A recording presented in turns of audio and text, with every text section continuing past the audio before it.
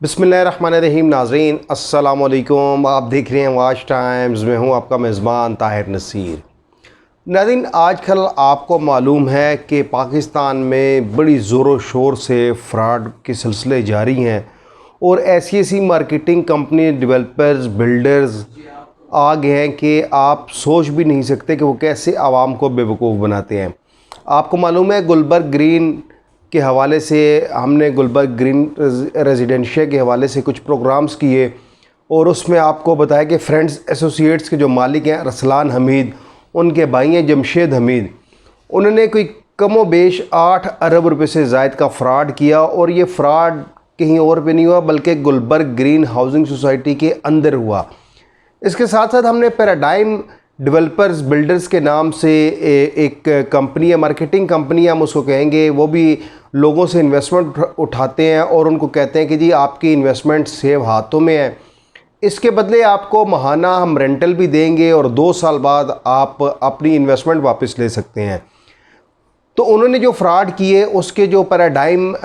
Builder developers या investment company हम उसको कहें या जो भी हम उसको कह सकते हैं, लेकिन है वो मार्केटिंग कंपनी, उसके जो मालिक हैं उनका नाम है आरिफ मलिक।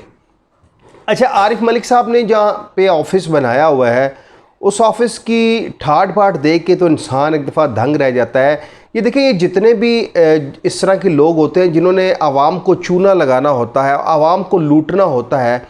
उसका जो रहन सहन होता है वो शान शान होता है। उसके पास बड़ी बड़ी गाड़ियाँ होती हैं,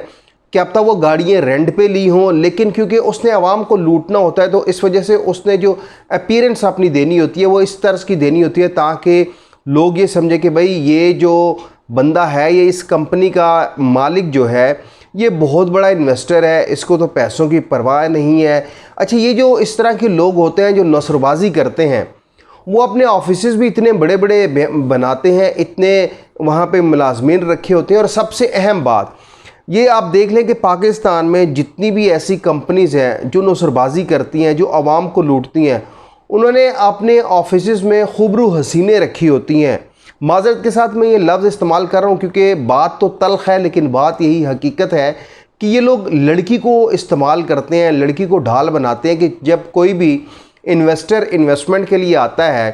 तो इस तरह की कंपनीज़ में जब वो जाता है तो वहाँ पे रिसेप्शन पे एक खूबसूरत लड़की बिठाई होती है, फिर वहाँ पे इंटरकॉम पे कॉल की जाती है, उनको बिठाया जाता है, चाय काफ़ी, उस वक्त तक चाय काफ़ी का सिलसिला जारी रहता है जब तक वो कंपनी का मालिक उस इन्वेस्टर को लूट नहीं लेता। जहाँ तक पैराडाइम मार्केटिंग की बात है नाज़रीन, इनका मैं आपको बताता हूँ कि ये आवाम को लूटते कैसे हैं। हमारे कुछ दोस्तों से बात हुई तो उन्होंने बताया जी इनका ऑफ़िस इस कदर बड़ा है,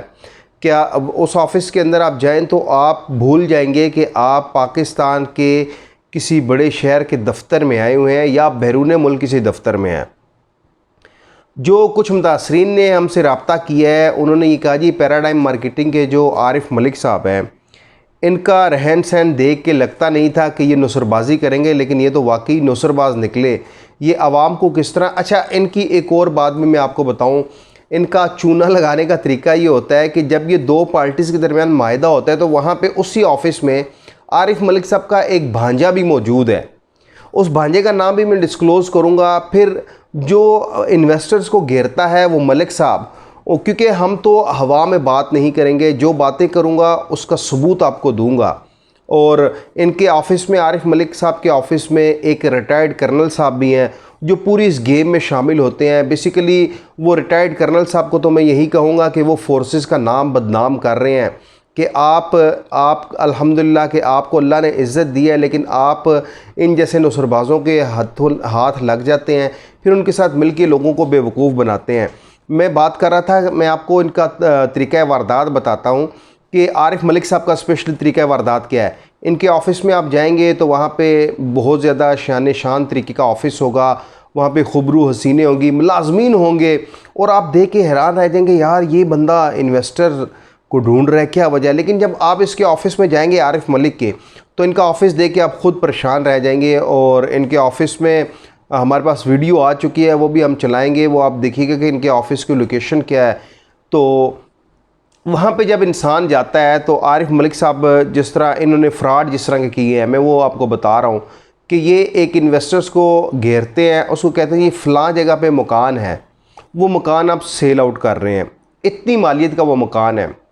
अच्छा, वहाँ पे वो इन्वेस्टर एग्री हो जाता है तो इसको किसी तरीके से, ज़ाहिर बात है ये जो नौसरबाज लोग होते हैं ना, ये शीशे में उतारने का फ़न जानते हैं, ये इस तरह की बातें करते हैं, बड़े बड़े ख्वाब दिखाते हैं कि इंसान परेशान रह जाता है। आरिफ मलिक साहब का जो तरीका वारदात में बता रहा था कि ये वहाँ पे इनके ऑफ़िस में, ये मैं उनके ऑफ़िस की आप बीती सुना रहा हूँ, वो मैं कोशिश करूँगा जिस शख्स के साथ फ्रॉड भी हुआ है उसका वीडियो बयान भी आपको सुनाऊँ कि वो क्या कहता है।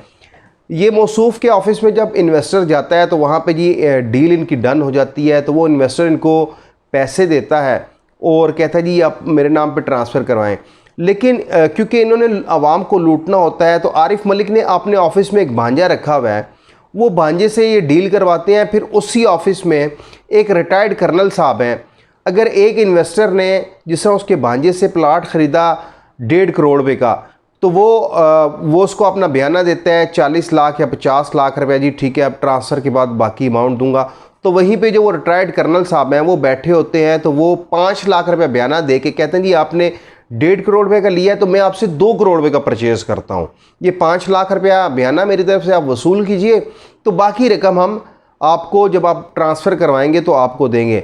अब देखें कि 40 लाख रुपया दे के उसने 5 लाख रुपए वापस लिखा, 35 लाख की उसको डज लग गई। अब 35 लाख के बाद जो आरिफ मलिक साहब हैं वो तरीक़ों से, बहानों से कि आप फ़लाँ रकम, इतनी रकम अमाउंट दें तो हम ट्रांसफ़र का प्रोसेस करवाते हैं, इस तरह करते करते ये आवाम को लूटते हैं। आरिफ मलिक साहब की एक और स्टोरी भी ज़ुबान ज़द-ए-आम है, उसके ऊपर हम, वो फ्लैट की एक स्टोरी है, बहुत अहम स्टोरी है, कोई सोशल मीडिया का इशू है, वो भी आपसे शेयर करेंगे कि वो बेसिकली स्टोरी क्या है। हमारा काम है नाजरीन सिर्फ इन जैसे जो लोग हैं जो एक तो पाकिस्तान का नाम बदनाम कर रहे हैं, दूसरा वो फोर्सेस का नाम बदनाम कर रहे हैं, रिटायर्ड फोर्सेस के अफसरान को अपने साथ लगाते हैं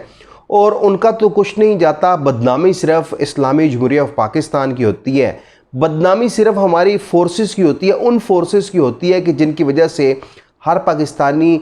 सुकून की नींद सोता है, चैन सुकून की नींद सोता है। उन फोर्सेस के बदनामी होती है जो बॉर्डर्स पर खड़े रह के हमारी हिफाजत पर मामूर हैं। लेकिन ये आरिफ मलिक जैसे जिस तरह के लोग होते हैं, ये उन फोर्सेस के रिटायर्ड ऑफिसर्स को तनख्वाहों पे रख देते हैं। अब क्योंकि जो आपको एक बात बताऊं कि जो फोर्सेस हैं जितने भी, उनको यस सर कहने की बहुत आदत होती है, तो जब वहाँ वो अपनी तरफ से बहुत लायल होते हैं कि हम इस कंपनी में काम कर रहे हैं, तो लिहाजा इनसे लॉयल्टी के साथ हम काम करें ताकि कोई गिला ना आए। लेकिन वो लॉयल्टी जो होती है, जो लॉयल तरीका होता है उसका, वो कंपनी का मालिक आरिफ मलिक जैसे जो लोग हैं ये नजायज़ फ़ायदा उठाते हैं। आरिफ मलिक के हवाले से कुछ और चीज़ें भी हैं, वो हम इंशाल्लाह कोशिश करेंगे आज या कल के प्रोग्राम में आपसे शेयर करेंगे। कुछ डॉक्यूमेंट्स आपको दिखाएंगे, कुछ तस्वीर आपको दिखाएंगे, कुछ और चीज़ें भी दिखाएंगे। अगले प्रोग्राम तक के लिए अपने मेज़बान ताहिर नसीर को इजाज़त दीजिए। अल्लाह हाफिज़।